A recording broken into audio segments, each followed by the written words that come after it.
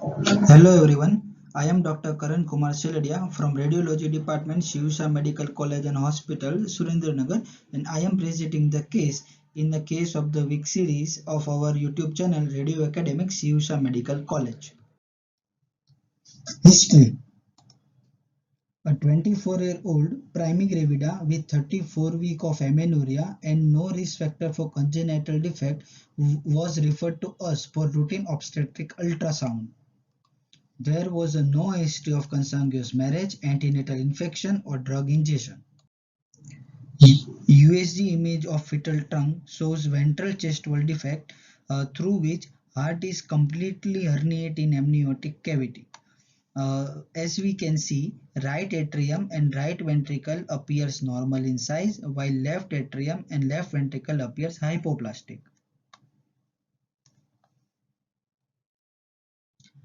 Other ultrasound findings are moderate amount of pleural effusion, fetal ascites, and generalized body wall edema.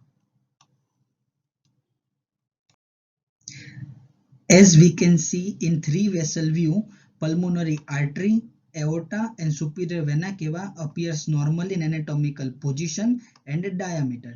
There is no any evidence of abnormality is seen in major cardiac vessels.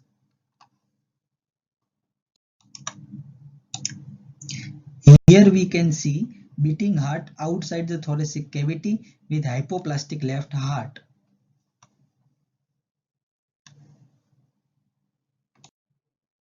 USG findings are confirmed on fetal MRI. On T2 weighted images, fluid of fetal heart is seen in amniotic cavity, and in thoracic cavity does not show fetal heart. Moderate amount of ascites and pleural effusion are seen.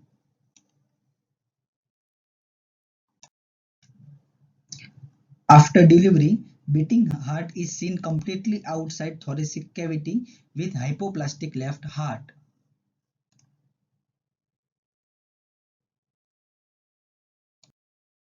Summarizing all findings, final diagnosis will be thoracic variety of complete ectopia cordis with hypoplastic left heart, moderate fetal ascites and pleural effusion, and generalized body wall edema. Ectopia cordis is a rare and striking congenital heart defect. The defect is described as malposition of the heart partially or completely outside the thorax. Genesis of ectopia cordis has not been fully explained, although several theories have been offered. Theory states that there is a primary failure of descent and midline fusion of the lateral body folds, early rupture of the chorion and yolk sac causing the failure of midline fusion. Ectopia cordis may be associated with the major chromosomal anomaly, especially trisomy 18. The majority of ectopia cordis patients have associated intracardiac defect, ventricular septal defect, atrial septal defect, tetralogy of Fallot, and diverticulum of the ventricle are most commonly encountered heart lesions. In our case, intracardiac structure were very well seen, and few religious reasons cause autopsy could not be done. The present case is thoracoabdominal type of ectopia cordis.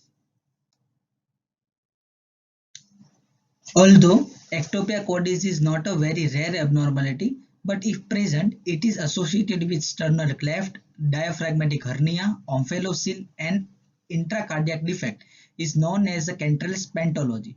The presented case of ectopia cordis was associated with sternal cleft.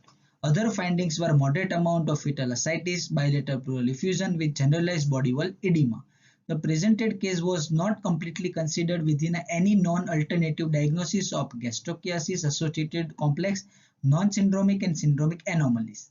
The presented case of isolated ectopia cordis therefore highlight to no association of intracardiac defect and diaphragmatic hernia in prenatal ultrasound diagnosis.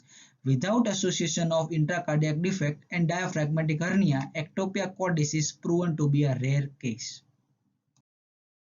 I would like to thank Dr. Harshad Shah sir, Dr. Nirmala Chudasama ma'am, Dr. Rashesh Vyas sir, my seniors and my dear colleagues for their endless support and guidance. Thank you.